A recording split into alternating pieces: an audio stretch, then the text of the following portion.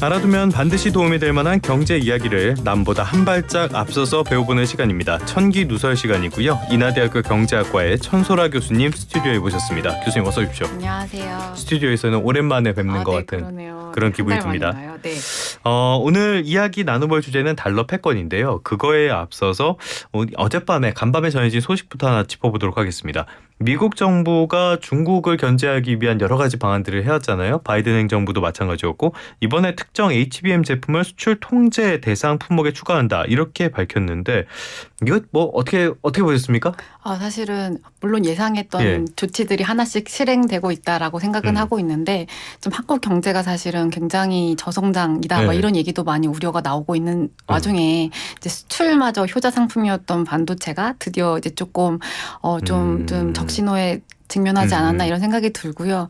지금 어쨌든 미국 자체의 행보를 보면 이제 뭐 중국 뿐만 아니라 다른 나라와에도 여러 가지 이제 뭐 관세 얘기를 하고 예. 있는데 특히 중국에 있어서는 워낙 중국이 좀 반도체 기술에서 선점하려는 시도 자체를 원천 차단하려는 어떤 기술 패권의 어떤 전쟁을 시작한 분위기인 거죠. 사실은 그런 것들이 사실은 바이든 행정부 때도 있었는데 계속 있었죠. 예, 근데 예. 이제 뭔가 또 적극적으로 이렇게 나오는 것 그리고 조금이라도 반도체 수출에 있어서 미국의 기술력이 들어가거나 미국 부품을 사용하는 제품에 있어서는 더 원천 차단하겠다 이런 입장인데 한국 같은 경우에 사실은 뭐 SK는 조금 더 자유로울 수 있겠지만 삼성 같은 경우는 사실은 상당 부분 중국에 수출하고 여전히 하고 있는 상태고 또 이제 메모리 반도체 가격도 많이 지금 하락하는 추세인데 이제 과연 이것들을 어떻게 이제 성장을 극복할 수 있을까 이제 우려가 많이 있습니다. 또 거인 둘이 싸우니까 중간에 껴있는 우리 같은 난쟁이들이 예. 또 중간에서 두들겨 맞고 있는 그런 상황인데 일단 짚어보면은 말씀해 주신 것처럼 삼성전자는 일부 HBM 제품을 중국에 납품하는 것으로 알려져 있고요. SK하이닉스는 사실상 전량 미국으로 가고 있기 때문에 이 부분에서의 영향은 SK하이닉스는 조금 덜할 것 같습니다. 오늘 집중적으로 해볼 이야기는 여기랑도 좀 연관이 되는 건데 달러 패권에 대한 이야기를 해보려고 해요. 트럼프가 저번에 동맹국들 향해서 관세 폭탄을 뭐 떨어뜨리겠다 그러더니 이번에는 달러 패권을 두고 또 이런 얘기를 했어요. 어떤 얘기를 했습니까? 네, 그 브릭스 국가들이라고 하는 예. 흔히 이제 우리가 뭐 브라질, 러시아, 인도, 중국, 남아프리카 공화국 뭐 5개국의 머리 글자를 따서 만든 연합이잖아요. 이제 브릭스 국가들에서 탈달러 시도들의 움직임이 있었는데 그러니까 서구랑 반대쪽에 있는 애들. 네, 그렇습니다. 어떤 국제 무역이라든지 결제에서 달러를 사용하지 않겠다라는 움직임이 발각되면 관세를 100% 부과하겠다라고 하는 말을 한 거죠. 네. 어쨌든 이제 미국이라는 이제 달러 체제를 공고히 하려는 어떤 위협 협박으로 들리고요. 네, 그래서 이제 이런 깡패네, 것들 깡패. 네, 뭐 대놓고 얘기하기 어렵지만 그런 행보를 보이고 있는 거죠. 네, 네. 알겠습니다. 과연 이게 한 나라 정상이라는 사람의 입에서 나온 이야기가 맞는 건가? 관세라는 게 이럴 때 쓰라고 있는 게 아니잖아요. 네, 뭐 관세라는 게 사실은 여러 가지 뭐 효과가 있을 수, 물론 보호 무역을 위한 조치로도 사용이 될 수도 있겠지만 사실 이렇게 100% 확인하겠다고 사실은 뭐 우리가 칼만 듣지 않았지 이제 무력 전쟁과 다름없는 네. 거죠. 그 관세 전쟁에서 미국과의 전쟁에 살아남을 수 있는 경제적인 이제 어떤 그 타격을 봤을 때 국가가 전 세계에 있을까 하면 그렇지 않거든요. 없죠, 사실. 네. 예. 그래서 이런 뭐 움직임조차 원천 차단하겠다 이런 얘기는 상당히 위협적으로 들릴 수밖에 없고 예. 뭐 그동안에 사실은 국가들도 여러 가지 달러 대신에 여러 가지 다른 통화를 사용하려고 하는 움직임이 있었는데 이제 이러한 행보를 보면서 또 그런 것들을 좀 저지하게 되는 어떤 달러에서부터 벗어나려는 움직임에 상당한 제동이 걸리지 않을까 이제 이런 생각은 하고 있습니다. 뭐 애초에 브릭스 쪽에서 이 논의를 했는데 너무 이해관계가 달라서 뭐 전혀 진전되는 내용은 없었다고 합니다. 쉽지는 않은 일일 것 같아요.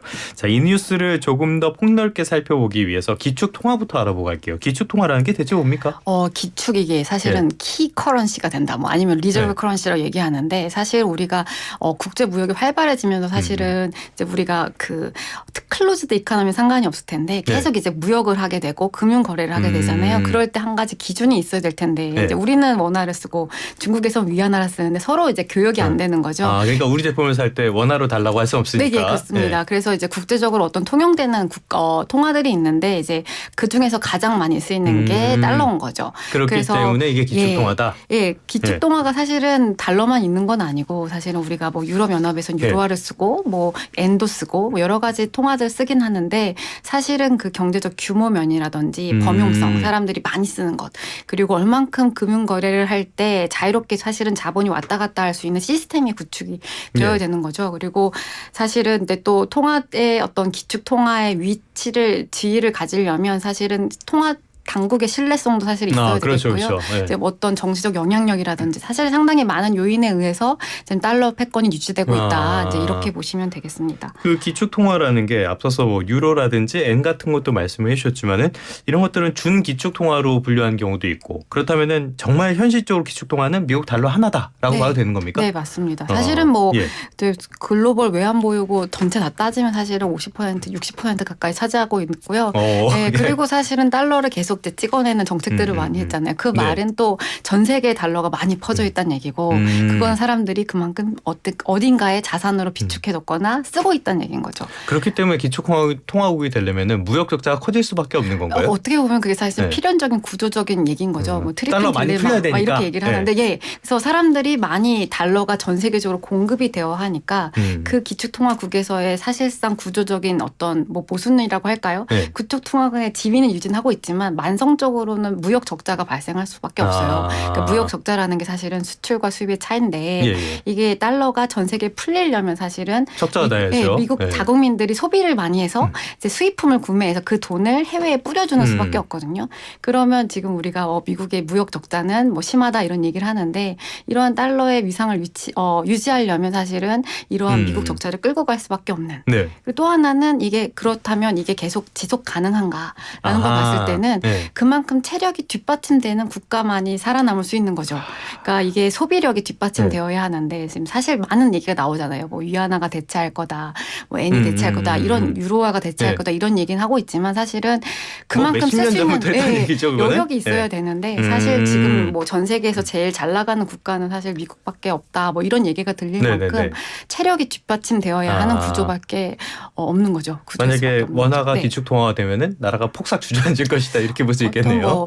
어떤 내수가 사실 뒷받지 것이다. 않아서 어렵지 않을까 이런 생각은 하고 있습니다. 알겠습니다. 그런데 트럼프 2부는 무역 적자도 싫어하고 달러 패권이 사라지는 것도 싫어하고 뭐 어쩌라는 거 잘 모르겠는데 아무튼 간에 기축 통화라는 게 안전하고 편한 측면도 분명히 있겠지만은 여기에서 딸려오는 문제점들 이런 것도 있지 않을까요? 네, 맞습니다. 이게 어쨌든 이제 기축 통화 지위를 유지하고 있으면 지금 뭐 미국 경제 구조를 봤을 때 사실은 재정 적자 심각하고 무역 적자 심각하고 그래서 사실은 국채 발행하는 구조로 가고 있는 상황이 많잖아요.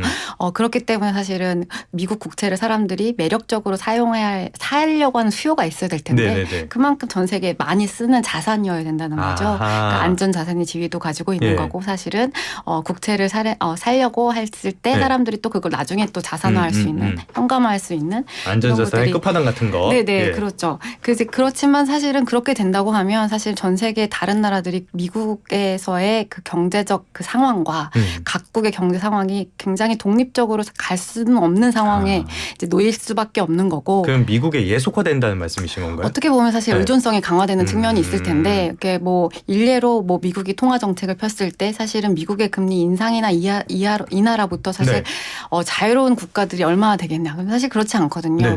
상당 부분 뭐 중국도 그렇지만 상당 부분 많은 국가들이 뭐 미국의 국채를 자산으로 보유하고는 사실 이제 그 외환 보유 포트폴리오 봤을 때 이제 그런 것들도 있고요. 이제 코로나를 겪으면서 사실은 이런 얘기들이 달러를 좀 무기화하는 움직임을 좀 우리 바꿔보자. 이런 것들이 사실은 이제 러시아 우크라이나 전쟁부터 사실 촉발된 거죠. 이제 그 전부터 시도들은 있었지만 더 표면적으로 사람들이 위협적으로 느낀 게 이제 러시아가 사실은 미국의 국채를 상당 부분 보유하고 있었는데 이제 금융 제재를 통해서 이제 미국 달러를 사용할 수 없게 되자 이제 사람들이 우리도 러시아처럼 이렇게 경제적 위험에 직면하는 거 아닌가.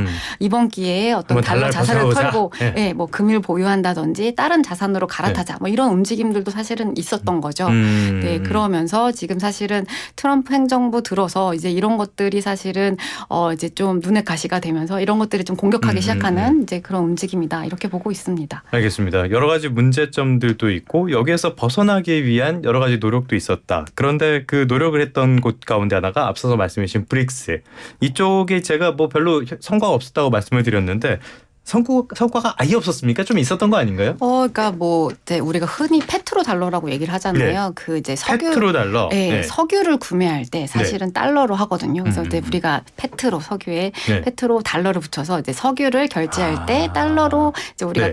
이제 결제하는 시스템을 페트로 달러라고 얘기하는데 이제 뭐 중국 같은 경우에 사실은 그 동안에 산유국들과 이제 긴밀한 접촉들을 해왔어요. 그래서 뭐 10여 년 전부터 사실은 이제 중국의 위안화를 이제 기축통화로 하려는 움직임이 사실은 시도가 있었는데 네. 여러 가지 사실은 중국이 가지고 있는 문제점도 사실 있지만 그래도 사실 지금 현재의 석유 결제를 일부는 위안화로 하고 있는 움직임들도 있고요. 그럼 약간 성과가 있긴 했네요. 네네. 네. 산유국들 가운데는 사실은 뭐 어떤 자산의 보유를 위안화로 좀 한도를 올리자 뭐 이런 것들도 있고 사실은 지금 달러를 하려는 움직임의 시도들은 계속적으로 지속되고 있는 거죠. 그리고 지금과 같은 트럼프의 행보가 더 있으면 네. 있을수록 사실은 달러의 무기화를 그 외의 국가들은 더 체감할 수밖에 없거든요. 네, 그래서 이러한 시도들은 이제 드러나진 않더라도 지금 전략적으로 가지고 가지 않을까 이런 생각은 하고 있습니다. 또 100% 관세라는 칼만 빼들지 않았지 거의 협박을 했기 때문에 더더욱 물밑에서 이런 작업들이 이루어지지 않을까라고 볼 수가 있겠는데 그런데 트럼프가 이 달러 패권 앞서도 말씀을 드렸지만 트럼프의 정책과 달러 패권은 상당히 상충되는 부분이 많단 말이에요. 그럼에도 불구하고 달러 패권을 이렇게까지 유지하려고 그러는 배경 어떤 걸로 봐야 되나요? 어쨌든 기축통화국의 자체가 가지고 있는 어떤 구조적인 문제 앞서 말씀드렸다시피 뭐 적자 날 수밖에 없다. 적자 이런 것들은 사실 필연적인 구조인데 그렇다면 이제 달러 패권을 가져가면서 또 무역은 흑자가 나고 싶은 거죠. 네네. 이제 이런 것들이 사실은 어떻게 보면 실행 가능할까, 실현 가능한 것들인가 이런 것이 사실 의구심이 들기도 하고요.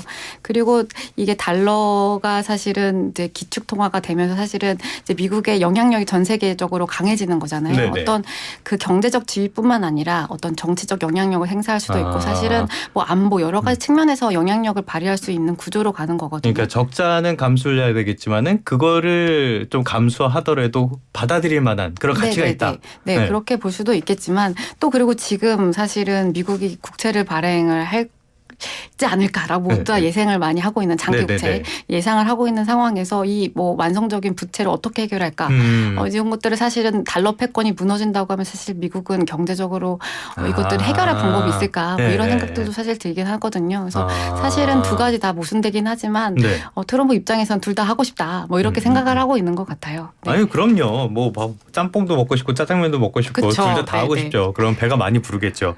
아무튼간에 트럼프가 이런 달러 패권을 지키기 위해서 관세를 무기처럼 활용한다. 그렇게 되면은 오히려 이게 다른 국가들의 달러 의존도 같은 거를 낮출 가능성 이런 건 없습니까? 네, 맞습니다. 어쨌든 뭐 이제 달러를 무기화시켜서 뭐 관세를 100% 매기겠다. 예를 들어서 관세를 100% 매겨서 사람들이 미국의 사람들이 더 이상 뭐 외국의 제품들을 사용하지 않게 된다. 뭐 이런 상황을 가정해 보면 사실은 미국 자국 국민들이 수입품을 구매한다는 거는 구매해서 사실은 달러가 전 세계로 나가는 거잖아요. 그렇죠. 그럼 사실은 공급이 줄어드는 측면도 사실 있는 거죠. 그런 한 당장 가지 제품 가격이 두 배가 되는 거니까. 그리고 한 가지 그런 측면들도 있는 거고 두 번째 측면은 사실은 이렇게 정치적인 영향력을 더 공고히 하고 무력화하면 할수록 사실은 더 물밑 작업이 심해질 수밖에 없거든요. 지금 뭐 일각에 나온 얘기는 뭐 브릭스 페이를 만든다. 아직 뭐 현실화되진 않았지만 뭐 디지털 화폐를 만들어서 뭐 이런 것들을 유통할 수 있는 시스템을 개발하겠다. 물론 이제 그 태세적인 뭐 어떤 적자의 구조,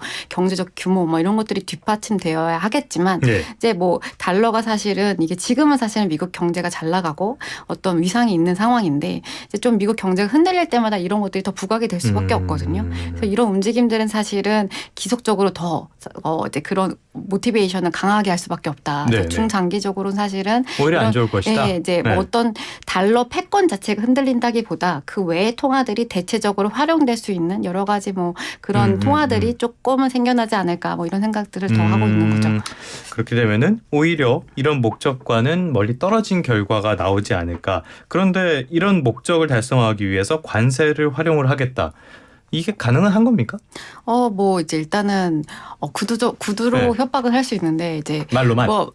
이제 말로만 할지 이제 실제 항상 지금 트럼프 정책들을 보면 저게 가능할까? 뭐 저렇게 해도 될까라는 정책들을 계속 내뱉고 네. 있잖아요.